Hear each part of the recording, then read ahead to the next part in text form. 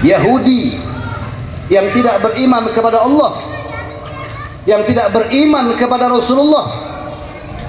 Diceritakan dalam kitab Maulid Syaraful Anam, di kampungnya banyak umat Islam, sehingga setiap 12 Rabiul Awal mereka merayakan Maulid Nabi Muhammad.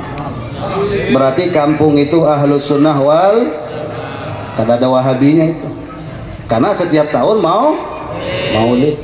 Di sini ada Wahabi? Kalau ada, alhamdulillah, berarti tobat sudah. Alhamdulillah.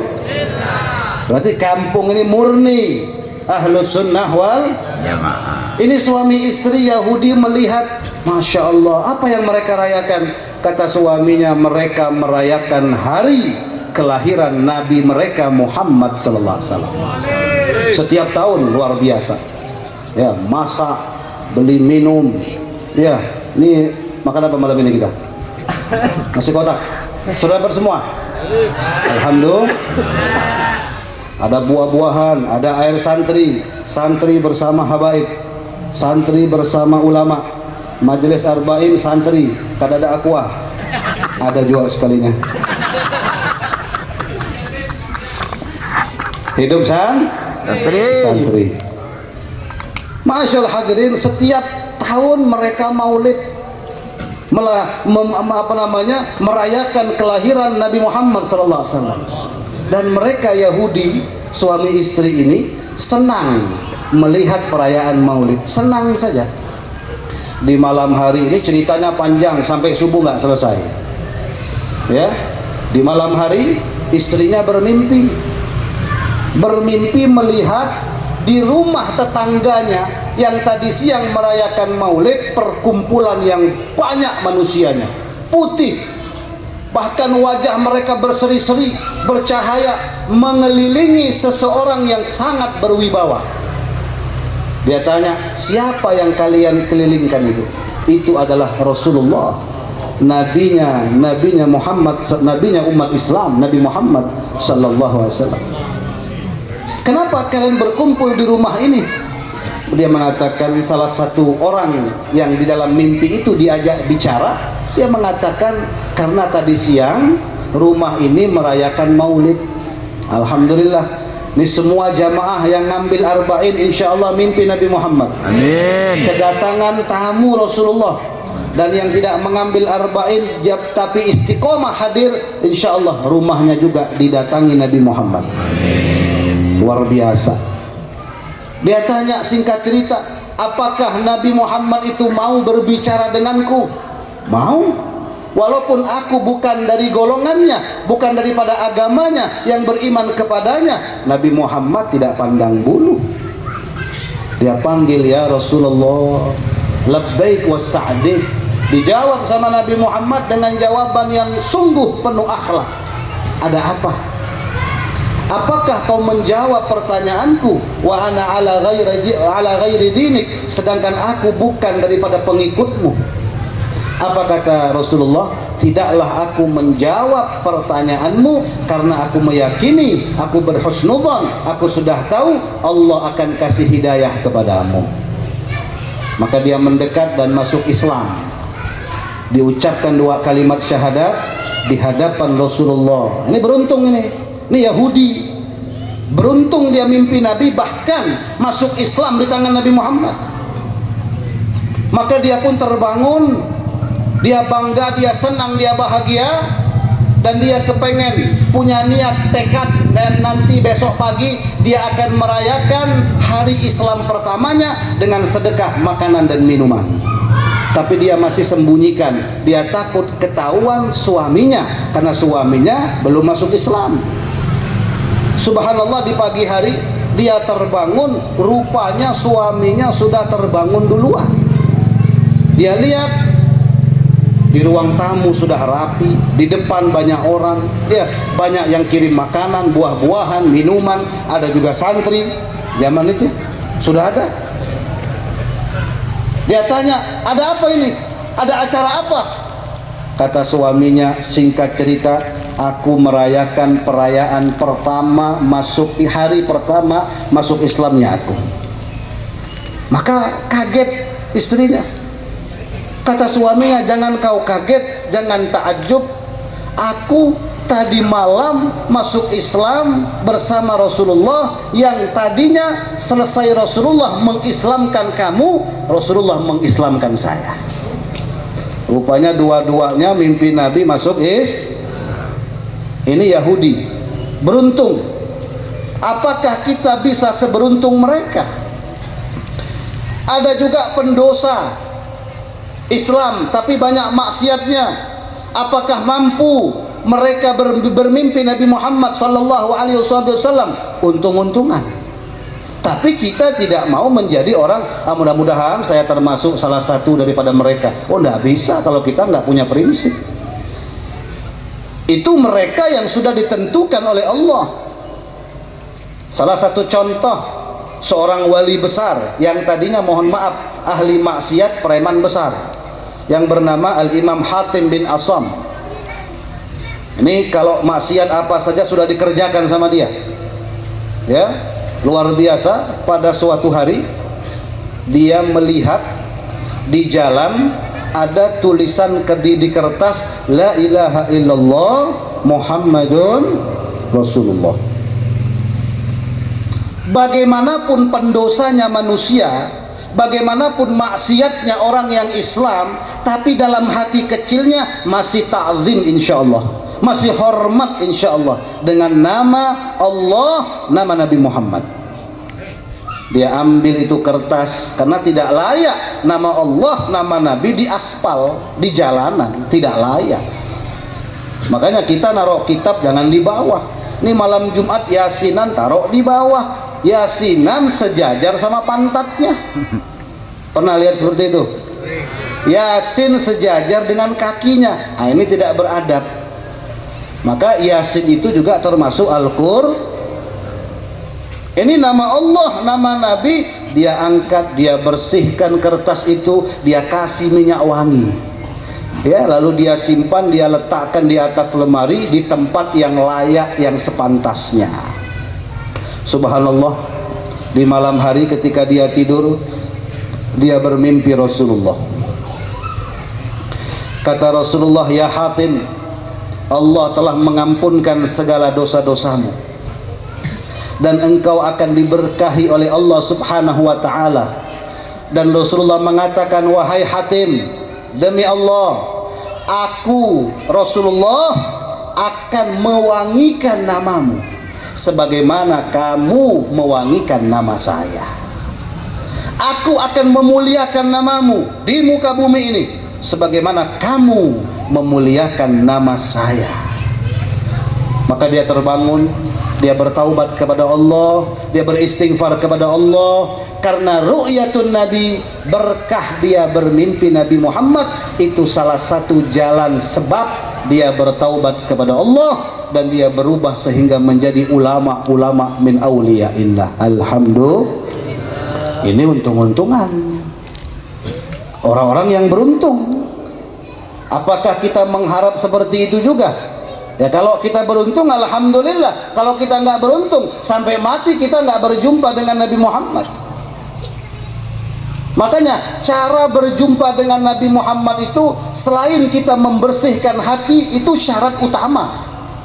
Tidak ada kedengkian, kesombongan, ujub, hasud, semua.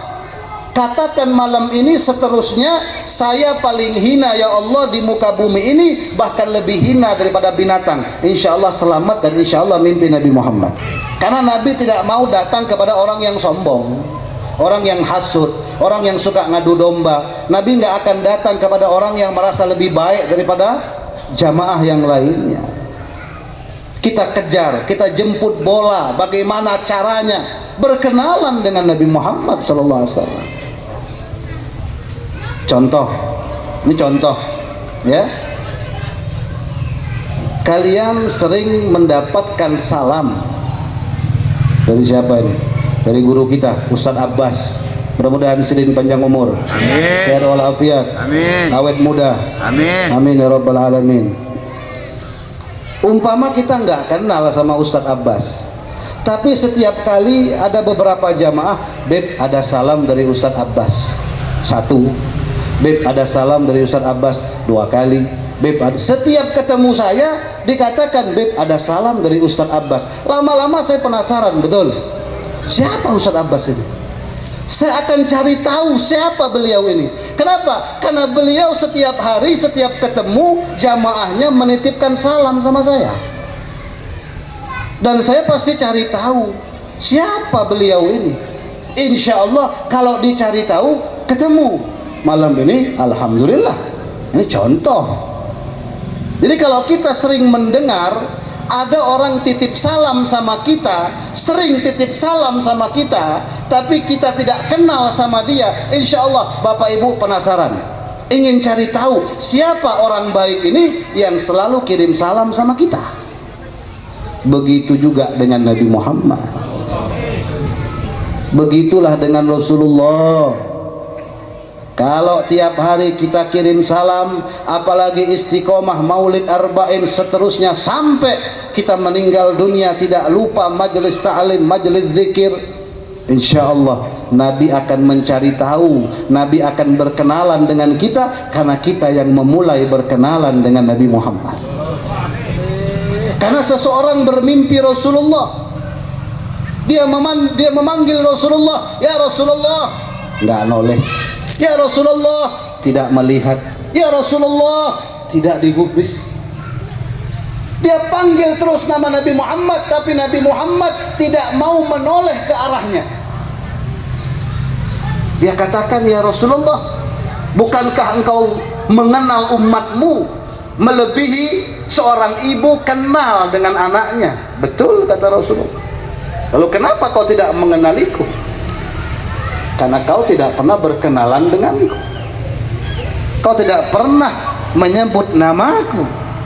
Maka subhanallah, ketika dia terbangun, dia bertekad, pokoknya setiap hari saya harus salawat 100 kali. Kalau lebih kangen lagi 1000 kali, lebih lagi 10.000 kali, sebanyak-banyaknya. Karena kata Nabi Muhammad, perbanyak salawat, bukan dihitung, perbanyak, sebanyak-banyaknya. Maka ketika dia continue rutin baca salawat, dia kembali bertemu dengan Nabi Muhammad SAW dan dia mengatakan, ya Rasulullah. Langsung Nabi Muhammad saat itu juga menoleh kepada wajahnya. Apa kata Nabi Muhammad? Sekarang saya sudah kenal, karena kau sudah berkenalan denganku. Nah itu hadirin, itu yang paling terpenting. Jika kita hanya kepengen bermimpi Nabi Muhammad hanya di mulut saja, tapi tidak ada ikhtiarnya, ya tidak ada gerakannya, tidak ada amalnya, tidak ada perubahannya, selalu menyakiti Rasulullah. Setiap hari dilaporkan sama Nabi, fulan bin fulan maksiat, berbuat dosa, menangis Nabi Muhammad. Dan kita tidak seberuntung mereka yang didatangi oleh Nabi Muhammad, kejar, jemput bola, jemput Nabi Muhammad. Bagaimana caranya, ya Allah, sebelum saya meninggal dunia saya sudah mampu bermimpi Nabi Muhammad. Insya Allah kalau kita melihat wajah Nabi Muhammad itu, apalagi wajah aslinya, itu makom yang paling tinggi. Terkadang Nabi bisa menyerupai wajah orang-orang soleh. Maka itu hadirin, mimpi baik itu syukuri. Jika kita bermimpi mimpi yang baik, itu syukuri. Contoh mimpi ulama, alhamdulillah. Mimpi para habaib, alhamdulillah. Mimpi para masyayikh, alhamdulillah. Yang penting mereka di jalan Allah, di jalannya Nabi Muhammad. Syukuri. Jangan kita mengatakan seperti ini, saya ini tidak pantas mimpi Habib Fulan, saya ini kayaknya belum pantas mimpi ulama. Ini bukan pantas dan nggak pantas, ini anugerah dari Allah. Berarti saat itu Allah ingin menegurmu, ayo kembali di jalan Allah. Kau ditegur lewat kekasih-kekasih Allah.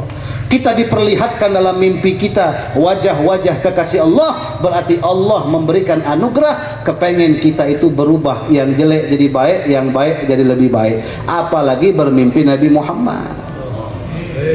Ini puncaknya karomah, bermimpi Nabi Muhammad sallallahu alaihi wasallam. Yang penting kalau mimpi itu benar, tidak keluar daripada syariat. Ini kadang-kadang habis mimpi cerita kemana-mana sombong. Ini nggak benar ini. Orang kalau mimpi Nabi, semakin dekat dengan Nabi, semakin menghinakan diri, semakin memaafkan, semakin di jalan yang mustaqim, semakin di jalan yang diridhai oleh Allah Subhanahu wa taala. Terkadang mereka mengatakan, apa jamaah ini belum ada yang mimpi Nabi, saya sudah. Ini sombong sudah. Syukuri nikmat itu dengan kita merubah diri kita menjadi lebih baik agar mendapatkan ridhonya Allah Subhanahu wa ta'ala. Dan saya yakin, saya juga mendoakan, dan semua para habib mendoakan, dan kita juga berdoa kepada Allah, kalau mereka yang beruntung didatangi Nabi Muhammad dalam mimpi mereka, alangkah nikmatnya para ulama-ulama kita. Dikit-dikit mimpi Nabi Muhammad, ada masalah, Nabi Muhammad datang ke dalam mimpinya, Nabi Muhammad yang menyelesaikan masalah-masalah mereka. Sungguh nikmat kehidupan mereka. Bahkan seorang perempuan Rabi'atul Adawiyah bukan lagi mimpi, tapi secara langsung ketemu Nabi Muhammad, terjaga nyata seperti kita saat ini. Alangkah nikmatnya hidup mereka. Bahkan Al-Imam Muqaddam Thani Al-Habib Abdurrahman As-Saggaf, datuknya para habaib, datuknya para As-Saggaf, bukan lagi ketemu Rasulullah, ketemu semua Rasul, ketemu para malaikat, ketemu para sahabat Al-Khulafa Ar-Rasyidin di rumah beliau. Ya Allah, terjaga setiap hari beliau memandang wajah Nabi Muhammad. Bahkan kata beliau, aku kenal mana suara Sayyidina Abu Bakar, aku kenal mana suara Sayyidina Umar, aku kenal mana suara Sayyidina Utsman. Bayangkan, apa mungkin beliau nggak kenal dengan suara Nabi Muhammad? Alangkah nikmatnya hidup mereka, ma'asyul hadirin. Apapun masalah mereka, karena setiap manusia ada masalah, tapi yang menyelesaikan masalah mereka Nabi Muhammad. Kita juga kepengen seperti itu. Maka kita berdoa kepada Allah, ya Allah, jadikan Maulid Arba'in ini dan majlis-majlis taklim berikutnya tanda berkah kita semakin rajin ke pengajian sampai kita meninggal dunia. Jadikan ini sebagai perantara, tawassul, tabarruk, mediator kita untuk bermimpi dan berjumpa dengan Nabi Muhammad sallallahu alaihi wasallam. Mudah-mudahan semuanya insyaallah malam ini dan seterusnya, malam-malam berikutnya, saya tidak tahu kapanpun malamnya, Allah akan menghadirkan Nabi Muhammad dalam mimpi kita, sebagaimana kita hadir setiap acara maulid karena kecintaan kita kepada Nabi Muhammad sallallahu alaihi wasallam. Rabbi fanfa'na bi barakatihim wa hadina al-husna bi hurmatihim wa amitna fi tariqatihim wa mu'afatin min al-fitani ya rabbi bihim wa bi alihim ajil bin nasri wa bil faraji wa sallallahu ala sayyidil mursalin walhamdulillahi rabbil alamin wal afu minkum wassalamu alaikum warahmatullahi wabarakatuh.